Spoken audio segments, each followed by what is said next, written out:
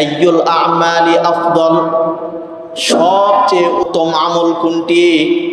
নবীজি সাল্লাল্লাহু আলাইহি ওয়াসাল্লাম বললেন, আল ঈমানু বিল্লাহ, আল্লাহর প্রতি ঈমান আনা। সুম্মা মাযা, এরপর আবু হুরায়রা রাদিয়াল্লাহু তাআলা আনহু বললেন, এরপরে কোন আমল উত্তম? নবীজি সাল্লাল্লাহু আলাইহি ওয়াসাল্লাম বললেন, আল জিহাদু ফি সাবিলিল্লাহ, আল্লাহর রাস্তায় জিহাদ করা। সুম্মা মাযা, এরপর প্রশ্ন করলেন কোন আমল উত্তম? নবীজি সাল্লাল্লাহু আলাইহি ওয়াসাল্লাম বললেন, হজ্জুম মাবরুর, কবুল হজ করা আল্লাহর কাছে উত্তম। সুবহানাল্লাহ। তাহলে যে কবুল হজ, এটা আল্লাহর কাছে বহু উত্তম, আল্লাহর কাছে পছন্দনীয়। যে ব্যক্তি হজ করবে, নবীজি সাল্লাল্লাহু আলাইহি ওয়াসাল্লাম অন্য একটি হাদিসে বলেন, মান হাজ্জা লিল্লাহ, মান হাজ্জা লিল্লাহ ফালাম ইয়ারফুস ওয়া লাম ইয়াফসুক, যে ব্যক্তি আল্লাহর জন্য হজ করবে আর এই হজে গিয়া সে অন্যায় কোনো কাজে জড়িত হয় না, যৌনাচারে লিপ্ত হয় না, রাজাআ কায়াউমিন ওয়ালাদাতহু উম্মুহু, ওই ব্যক্তিকে আল্লাহ পাক রব্বুল আলামিন ওই দিনের মতো নিষ্পাপ বানায় দেয় যেই দিন তার মা তাকে জন্ম দিয়েছিল। সুবহানাল্লাহ। ওয়ালিল্লাহি আলান নাসি হজ্জুল বাইতি মান ইসতাতা ইলাইহি সাবিলা ومن كفر فإن الله غني عن العالمين. وقال رسول الله صلى الله عليه وسلم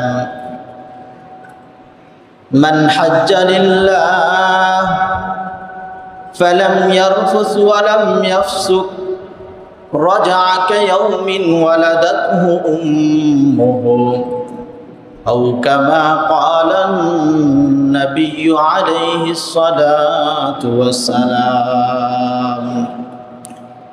سبحانك لا علم لنا إلا ما علمتنا إنك أنت العليم الحكيم. رب اشرح لي صدري ويسر لي أمري واحلل عقدة من لساني يفقهوا قولي. الحمد لله. আল্লাহ পাকের অশেষ মেহেরবানি যে আল্লাহ সুবহানাহু ওয়া তাআলা আমাদেরকে দিগলকান্দি পুরাতন জামে মসজিদে হজ ও কুরবানির ফজিলত ও তাৎপর্য সম্পর্কে আলোচনা শোনার জন্য অত্র মসজিদে বসার তৌফিক দান করেছেন। সেজন্য সেই মহান মনিবের দরবারে তারই শিখানো বাক্যে কালিমাতুশ শুকুর আদায় করি, বলি আলহামদুলিল্লাহ। লক্ষ কোটি দুরূদ ও সালাম সাইয়্যিদুল মুরসালিন খাতামুন নবিয়্যিন নবী মুহাম্মদুর রাসূলুল্লাহ সাল্লাল্লাহু আলাইহি ওয়াসাল্লামের উপর। সম্মানিত হাজিরিন, আল্লাহ পাক রব্বুল আলামিনের পক্ষ থেকে যে বিধিবিধানের ভিতরে মৌলিক 5টি বিধান যেগুলো বান্দার উপর ফরজ, যেগুলো ইসলামের স্তম্ভ, খুঁটি। ঈমান আনার পর নামাজ কায়েম করা, যাকাত প্রদান করা, বাইতুল্লাহর হজ করা, রমজান মাসের রোজা রাখা। নবী করিম সাল্লাল্লাহু আলাইহি ওয়াসাল্লাম বলেন, বুনিয়াল ইসলাম আলা খামসিন, ইসলামের ভিত্তি 5টি জিনিসের উপর। শাহাদাতি আল্লাহ ইলাহা ইল্লাল্লাহ, আল্লাহকে আল্লাহ বলে সাক্ষ্য দেওয়া, নবী মুহাম্মদুর রাসূলুল্লাহ সাল্লাল্লাহু আলাইহি ওয়াসাল্লামকে নবী হিসাবে সাক্ষ্য দেওয়া, ওয়া ইকামিস সালাহ, নামাজ আদায় করা, ওয়া ইতা ইজ যাকা, যাকাত প্রদান করা, ওয়াল হজ, হজ করা, অসৌমি রমাদান, রমজান মাসে রোজা রাখা। মনে করেন ঘরের 5টি খুঁটি, 5 খুঁটির ভিতরে কোনো একটি খুঁটি যদি দুর্বল হয়ে পড়ে বা কোনো একটি খুঁটি যদি না থাকে, তাহলে আমাদের বাংলাদেশে বিভিন্ন সময় ঝড় আসে। কোনো একটি ঝড় যদি বাংলাদেশের ভিতরে চলে আসে আর ওই মুহূর্তে যদি আপনার ঘরের কোনো একটি খুঁটি দুর্বল থাকে, 5 খুঁটি বিশিষ্ট একটি ঘর, তার মধ্য থেকে একটি খুঁটি যদি দুর্বল হয় বা না থাকে, তাহলে 1 খুঁটি দুর্বল হওয়ার কারণে সেই ঘর ঝড়ে ভাঙার সম্ভাবনা আছে না নাই? আর যদি 5টি খুঁটি মজবুত থাকে, তাহলে সেই ঘরটি লাস্টিং করবে বেশি, সেই ঘর ভেঙে যাওয়ার সম্ভাবনা খুব কম।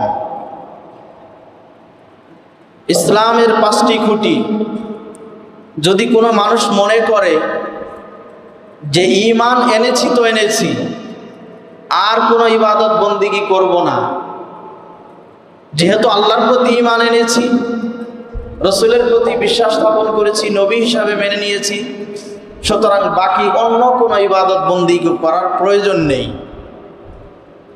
তাহলে এই বান্দা বড় ভুল করবে। আমাদের সমাজে বহু মানুষ এমন কথা বলে যে হুজুর, আমি নামাজ পড়ি না তো কি হয়েছে, আমি রোজা রাখি না তো কি হয়েছে, আমার ঈমান ঠিক আছে। বলে কি বলে না? আমাদের সমাজের বহু মানুষ এমন কথা বলে যে আমার ঈমান ঠিক আছে। ঈমান তো বিশ্বাস করার নাম, কিন্তু ঈমানের পরিচয় হবে ঈমান আনার সাথে সাথে আল্লাহ প্রদত্ত বাকি ইবাদত বন্দিগিগুলো, আল্লাহর পক্ষ থেকে যে আদেশ, আল্লাহর পক্ষ থেকে যে নিষেধ, আদেশকে পালন করা, নিষেধ থেকে বিরত থাকা, এগুলো যখন আমরা করব তখন না আমাদের ঈমানের পরিপূর্ণতা থাকবে। তা না হলে আপনার আমার ঈমানের কি দাম আছে যদি আমরা অন্য ইবাদত বন্দিগি না করতে পারি? ঘরের 5 খুঁটির 1 খুঁটি দুর্বল হয়ে গেলে যেমন ঘর ভেঙে যাওয়ার সম্ভাবনা আছে, অনুরূপভাবে ইসলামের 5টি খুঁটি, এই 5 খুঁটির কোনো একটি খুঁটি যদি দুর্বল হয়ে পড়ে, তাহলেও এই লোকটার ঈমান চলে যাওয়ার সম্ভাবনা আছে। সমাজে বহু মানুষ আছে এমন, নামাজ পড়ে, রোজাও রাখে, নামাজও পড়ে, রোজাও রাখে, কিন্তু যদি জাকাত দেওয়ার কথা বলা হয় সেখানে অর্থ ব্যয় হয়, জাকাত দেওয়া থেকে সে বিরত থাকে। যদি হজের কথা বলা হয় বলতে থাকে যে 4 লক্ষ, 5 লক্ষ, 6 লক্ষ, 7 লক্ষ টাকা দিয়ে হজ করব, তাহলে তো বহু বড় ক্ষতিগ্রস্ত হয়ে যায়, দরিদ্র হয়ে যাব। এত কষ্ট করে টাকা কামাইলাম, হজ করতে 6 লক্ষ 7 লক্ষ টাকা খরচ হয়, আমি তো একবারে পথে বসে যাব, ফকির হয়ে যাব, দরিদ্র হয়ে যাব। এই দারিদ্রতার ভয় তাকে কে দেখায়? শয়তান দেখায়। আল্লাহ পাক রব্বুল আলামিন সূরাতুল বাকারার এক আয়াতে বলেন, আশ-শাইতানু ইয়াইদুকুমুল ফাকরা ওয়া ইয়া'মুরুকুম বিল ফাহশা। ও দুনিয়ার মানুষ, যখন তোমাকে আল্লাহর রাস্তায় ব্যয়ের কথা বলা হয়, তোমার সম্পদ ব্যয় হবে এমন নির্দেশনা যখন তোমাকে দেয়া হয়, তখন তোমার মনের ভিতরে শয়তান দারিদ্রতার ভয় দেখায়।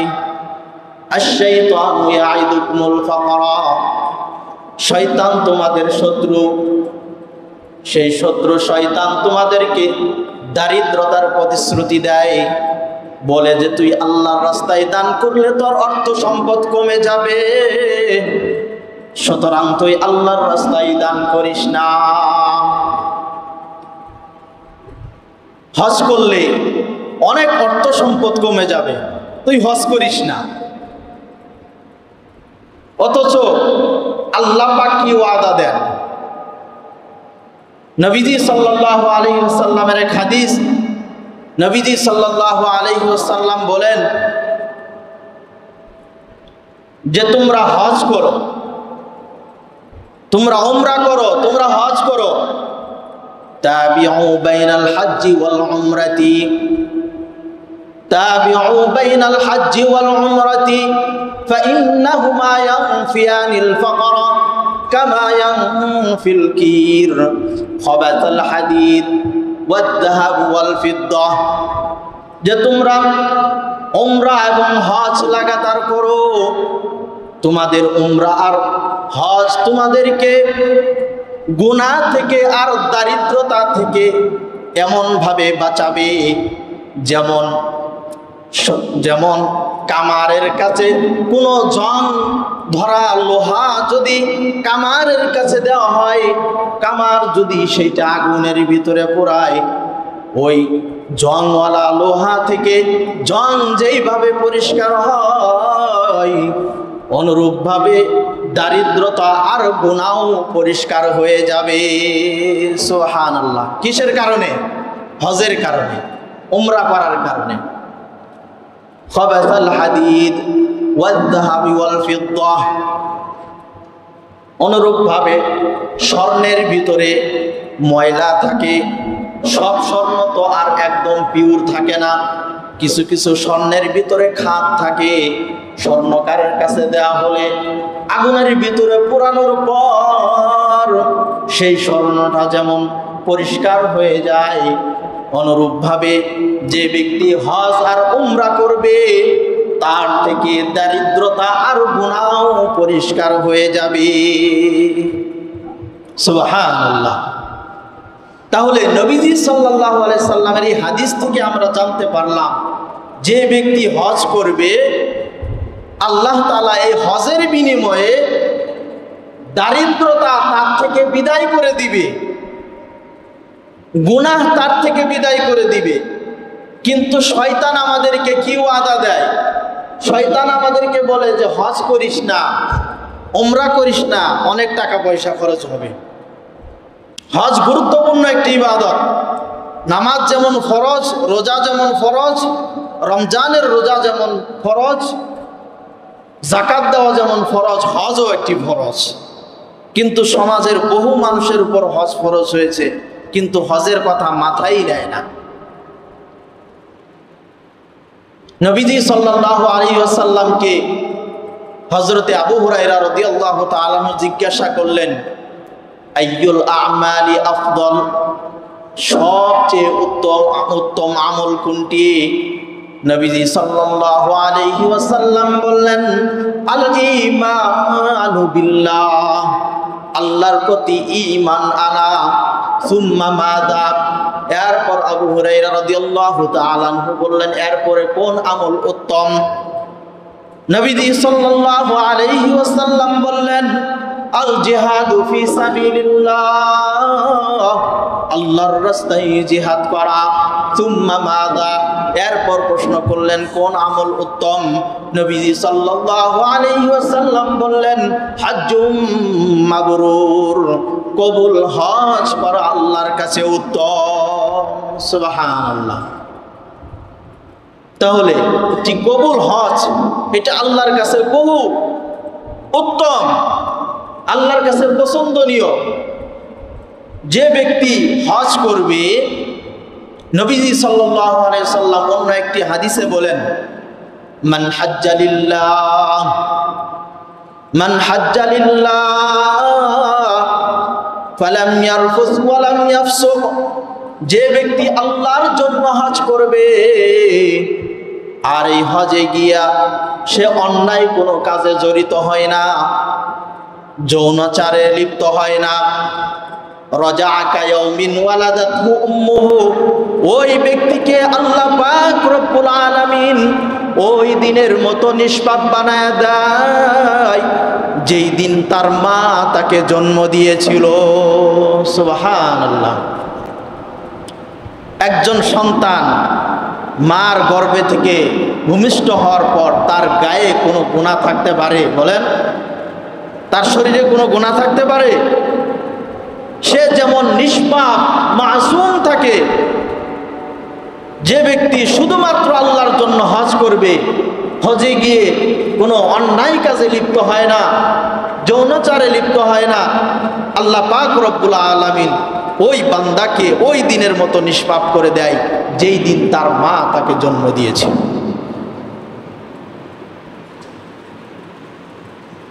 তাহলে হজ গুনাহ থেকে মুক্ত হওয়ার, গুনাহ থেকে বাঁচার একটি মাধ্যম। প্রথমত আল্লাহ পাকের পক্ষ থেকে ফরজ বিধান। আল্লাহ পাক রব্বুল আলামিন বলেন, ওয়ালিল্লাহি আলান নাসি হজ্জুল বাইতি মান ইসতাতা ইলাইহি সাবিলা, ওয়ালিল্লাহি আলান নাসি হজ্জুল বাইতি মান ইসতাতা ইলাইহি সাবিলা ওয়ামান কাফারা ফাইন্নাল্লাহা গানিয়্যুন আনিল আলামিন। মানুষের মধ্যে যাদের বাইতুল্লাহ যাওয়ার সামর্থ্য শক্তি আছে, এমন প্রত্যেক মানুষের উপর দায়িত্ব হলো আল্লাহর ঘরে হজ করা, বাইতুল্লাহ জিয়ারত করা। ওয়ামান কাফারা ফাইন্নাল্লাহা গানিয়্যুন আনিল আলামিন। আর যে ব্যক্তি এটাকে অস্বীকার করবে, আল্লাহ কিন্তু বিশ্বের সব কিছু থেকে অমুখাপেক্ষী। হজ না করলে আল্লাহর কোনো যায় আসে? বলেন, আল্লাহর কোনো ক্ষতি হবে? কিন্তু বান্দা করবে না, বান্দা ক্ষতিগ্রস্ত হবে। আল্লাহ বলেন, আমি দুনিয়ার কোনো কিছুর মুখাপেক্ষী না, আমি আল্লাহ গানি, সব কিছু থেকে অমুখাপেক্ষী। দুনিয়ার সব কিছু সৃষ্ট যা আছে সব কিছু আল্লাহর মুখাপেক্ষী, কিন্তু আল্লাহ তাআলা কোনো কিছুর মুখাপেক্ষী না। সুতরাং হজ না করলে আল্লাহর যে কোনো ক্ষতি হবে এমন নয়, বরং হজ যদি আমরা না করি আল্লাহর একটি ফরজ বিধানকে জলাঞ্জলি দেওয়া হবে। কাল কিয়ামতের ময়দানে যদি আমাদেরকে প্রশ্ন করা হয় যে বান্দা, সম্পদ দিয়েছিলাম, সম্পদ তো আমিই দিয়েছি, তোর দিলের ভিতরে কে ভয় ঢুকাইলো? তোকে দারিদ্রতার প্রতিশ্রুতি কে দিল? আমি আল্লাহ যে তোকে প্রতিশ্রুতি দিয়েছি যে আমি আল্লাহর রাস্তায় ব্যয় করবি, আমি আল্লাহর জন্য দিয়ে দিবি, আমি আল্লাহ তোকে বাড়ায় দিব। বান্দা, তুই আমি আল্লাহর প্রতিশ্রুতিকে রক্ষা করিসনি, বরং তুই শয়তানের প্রতিশ্রুতিকে রক্ষা করেছিস। সেই দিন কাল কিয়ামতের ময়দানে কি জবাব দিব? কোনো জবাব থাকবে না। নবীজি সাল্লাল্লাহু আলাইহি ওয়াসাল্লাম এই হজ সম্পর্কে আলো বলেন, আল উমরাতু ইলাল উমরাতি বাইনাহুমা কাফারাতুন লিমা বাইনাহুমা। কোন বান্দা যদি উমরা করে, এক উমরা থেকে আরেক উমরা পর্যন্ত বান্দা যত সগীরা গুনাহ করবে, এই উমরার বদলতে আল্লাহ পাক রব্বুল আলামিন মাঝখানের সব গুনাহ ক্ষমা করে দিবেন। সুবহানাল্লাহ। এই হাদিসের শেষ অংশে নবীজি সাল্লাল্লাহু আলাইহি ওয়াসাল্লাম বলেন, ওয়াল হাজ্জুল মাবরুর, একটি কবুল হজ, লাইসা লাহু জাযাউন ইল্লাল জান্নাহ, কবুল হজের বিনিময় হলো সরাসরি আল্লাহ পাক রব্বুল আলামিনের নিয়ামিতকৃত জান্নাত। সুবহানাল্লাহ। বান্দা যদি হজ করে, বান্দার হজ যদি কবুল হয়ে যায়, তাহলে লাইসা লাহু জাযাউন ইল্লাল জান্নাহ, হজের বিনিময় হলো একমাত্র আল্লাহ পাক রব্বুল আলামিনের জান্নাত। মুমিন বান্দার সবচেয়ে সফলতা হলো আল্লাহ পাক রব্বুল আলামিনের জান্নাতে প্রবেশ করা। আল্লাহ পাক রব্বুল আলামিন বলেন, ফামান যুহজিহা আনিন নারি ওয়া উদখিলাল জান্নাতা ফাকাদ ফাজ, ফামান যুহজিহা আনিন নারি ওয়া উদখিলাল জান্নাতা ফাকাদ ফাজ। আল্লাহ পাক রব্বুল আলামিন যাকে জাহান্নাম থেকে বাঁচায়া জান্নাতের মালিক বানায় দিয়েছেন, এই বান্দা হলো সবচেয়ে বড় সফল। তো একজন বান্দা জাহান্নাম থেকে মুক্তি পেয়ে জান্নাতের মালিক হয়ে যাবে, এর চেয়ে বড় সফলতা কিছু আছে? আর এই সফলতা অর্জন হবে বান্দার হজের মাধ্যমে। আজকে হজের কথা আমরা ভুলে গেছি,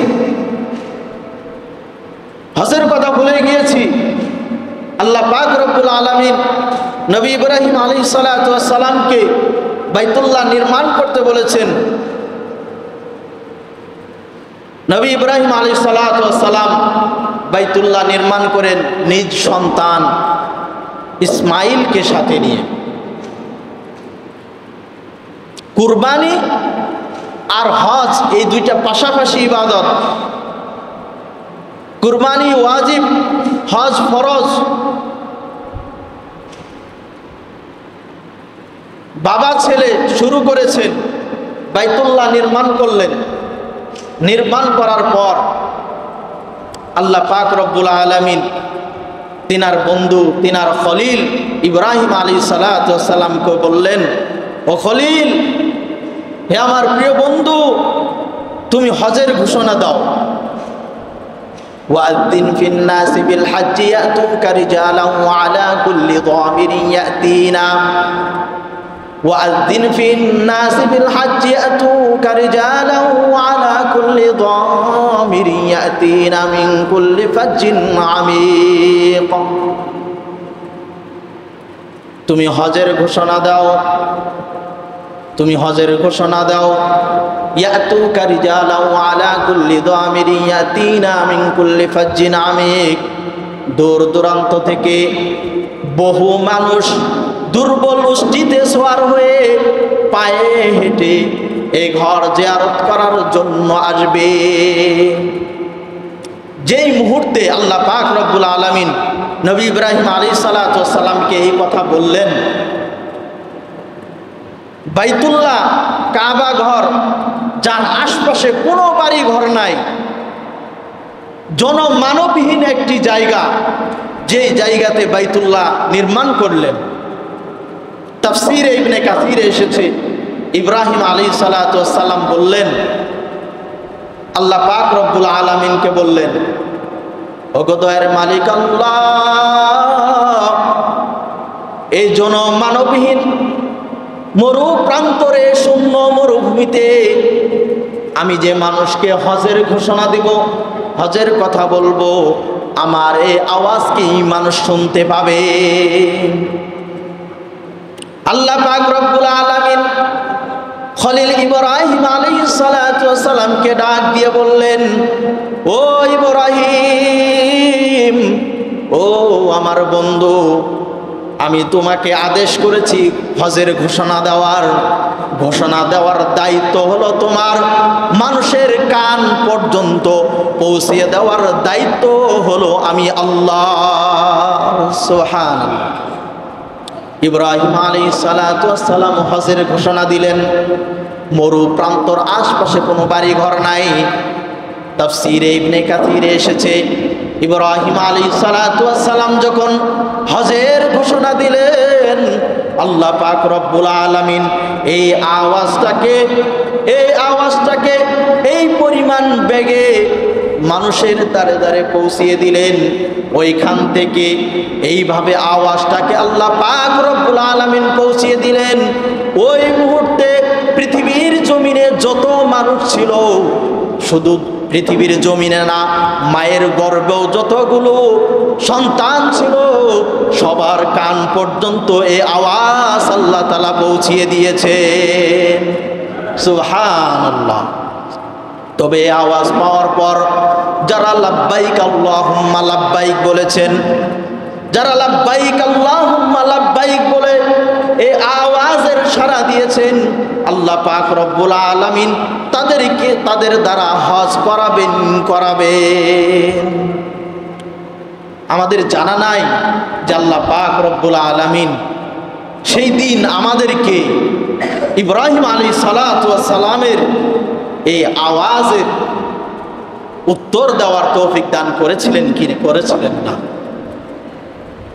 আমরা আকাঙ্ক্ষা রাখি, আশা রাখি আল্লাহ যেন এই ফরজ একটি বিধান হজ আমাদের দ্বারা করান। করতে রাজি আছি না ইনশাআল্লাহ? আমরা দুহাত তুলি যে আল্লাহ আমাদেরকে এই ফরজ একটি বিধান হজ না করায় মৃত্যু দিয়েন না। আল্লাহর কাছে এই কামনা বাসনা করি, এমন একটি জায়গা যেই জায়গাতে গেলেই মানুষের দিলের ভেতর শান্তি লাগে। আল্লাহ বলেন ওয়া ইদ জাআলনাল বাইতা মাসাবাতাল লিন-নাসি ওয়া আমনা, আমি এই ঘরটাকে, এই জায়গাটাকে শান্তির জায়গা বানিয়েছি, শান্তির প্রতীক বানিয়েছি, এবং কি সবচেয়ে নিরাপদ জায়গা বানিয়েছি। দাজ্জাল সব জায়গায় প্রবেশ করবে, বাইতুল্লাহতে প্রবেশ করতে পারবে না। কেননা আল্লাহ তাআলা এই ঘরটাকে, এই চত্বরটাকে এত নিরাপদ করেছেন, কোনো অপশক্তি সেখানে গিয়ে ছাড় পাবে না। আল্লাহ পাক রব্বুল আলামিন এটা সংরক্ষণ করবেন। আবাবিল পাখির মাধ্যমেও আল্লাহ পাক রব্বুল আলামিন বাইতুল্লাহকে কি করছেন? সংরক্ষণ করেছেন। এত নিরাপদ জায়গা। তবে আফসোস আর পরিতাপের বিষয় যে এত একটি নিরাপদ জায়গা, যে দেশের মানুষ এতটা সৌভাগ্যবান হয়েছেন, এ দেশের ভিতরে আজকে অপসংস্কৃতি, গান বাজনা, সিনেমা হল এগুলো বেড়ে গেছে, নারীদের বেপর্দা বেড়ে গেছে। আমরা দোয়া করব আল্লাহ যেন পুরো মুসলিম বিশ্বকে নিরাপত্তা দান করেন। আল্লাহ যেন নিরাপত্তার প্রতীক হিসাবে প্রত্যেক মুসলিম দেশকে বানান। এর সাথে দোয়া করব তাম বিশ্বের সমস্ত মুসলিম শক্তিকে আল্লাহ তাআলা যেন বিজয় দান করেন। এই কামনা বাসনা আমরা সব সময় করব। তো হজ অনেক গুরুত্বপূর্ণ বিষয়। কেউ যদি সামান্য পরিমাণ হজের বিষয়ে সামান্য পরিমাণ কোনো প্রকার সন্দেহ শুবহাত রাখে, তাহলে তার ঈমান চলে যাবে। কারণ এটা আল্লাহ পাক রব্বুল আলামিনের প্রদত্ত বিধান, ফরজ বিধান। আল্লাহ পাক রব্বুল আলামিন আমাদের প্রত্যেককে আমরা যখন অর্থ সম্পদের মালিক হয়ে যাই, দেখেন হজ করতে যদি আমরা বিলম্ব করি, আমরা অনেকেই আছি যে টাকা পয়সা আছে এরপরও হজ করি না। অনেকেই মনে করি যে আমার মেয়ে এখনো বিবাহ দিলামই না, ছেলে এখনো বিবাহ করাইলামই না, ছেলে মেয়ের বিবাহ শাদী দিয়া আমি একদম ঝামেলা মুক্ত হইয়া এরপর আমি বাইতুল্লাহতে যাব, আমি হজ করতে যাব। এরকম চিন্তা ভাবনা নিয়ে আমরা বসে থাকি। নবীজি সাল্লাল্লাহু আলাইহি ওয়াসাল্লাম বলেন যে তোমরা হজকে তাড়াতাড়ি করে নাও, কেননা তোমাদের কারো জানা নাই কখন কোন মুহূর্তে কোন অবস্থার শিকার তোমরা হয়ে যাও। কারণ আজ আপনি সুস্থ আছেন, আপনার টাকাও আছে, আপনি সুস্থ আছেন, আপনি হজ করছেন না, আপনি ভাবতেছেন যে আর একটু পরে করব, ছেলে মেয়ের বিবাহ শাদী হয়ে গেলে তারপরে হজ করব। আপনার টাকা আছে, মাঝখানে আল্লাহ পাক রব্বুল আলামিন আপনাকে অসুস্থতা দান করতে পারেন কি পারেন না? তখন হজের জন্য দুইটা জিনিস লাগে, এক হলো অর্থও লাগে, শারীরিক শক্তিও লাগে। আপনার অর্থ আছে, কিন্তু আপনি অসুস্থ হয়ে গেলেন, শারীরিক শক্তি নাই, আপনি হজ করতে পারবেন? করতে পারবেন না। আপনার শারীরিক শক্তি আছে কিন্তু আপনার অর্থ নাই, আপনি হজ করতে পারবেন? হজ করতে পারবেন না। দুইটা জিনিস লাগে।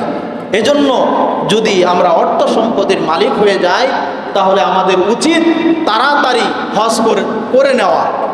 আর অর্থ সম্পদের মালিক বলতে যাতায়াতের ব্যয়ভার, বাইতুল্লাহতে যাওয়া এবং আসা কি পরিমাণ অর্থ লাগে এবং এর মাঝখানে আপনার ফ্যামিলির অর্থ যোগান এবং ওখানে অবস্থান করবেন, এই অর্থ যদি আপনার হয়ে যায় তাহলে এর মানে কি আপনার হজ করার সামর্থ্য হয়েছে, আপনার উপর হজ ফরজ হয়ে গেছে। এজন্য হজকে আমরা গুরুত্ব দিই। শুধু হজের মৌসুম আসলেই আমরা হজের কথা মনে করি। দেখেন, এখন আমরা যদি হজের কথা মনে করি, আমাদের রেজিস্ট্রেশন করা নাই, আমরা এখন মন চাইলেই হজ করতে পারবো না, পারবো? এজন্য আমরা এখন থেকে মাথায় রাখি, আমরা ওয়াদাবদ্ধ হই যে সম্পদের মালিক হয়ে গেলে সুস্থতা আমি থাকলে আমি আগামী বছর হজ করব, আগের থেকেই রেজিস্ট্রেশন করার চিন্তা ফিকির হাতে নিব। এরকম নিয়ত করবো তো ইনশাআল্লাহ। আল্লাহ পাক রব্বুল আলামিন আমাদেরকে এই গুরুত্বপূর্ণ ফরজ বিধান পালন করার মতো সামর্থ্য, শক্তি, বই দান করুন। সকলে বলি আমিন।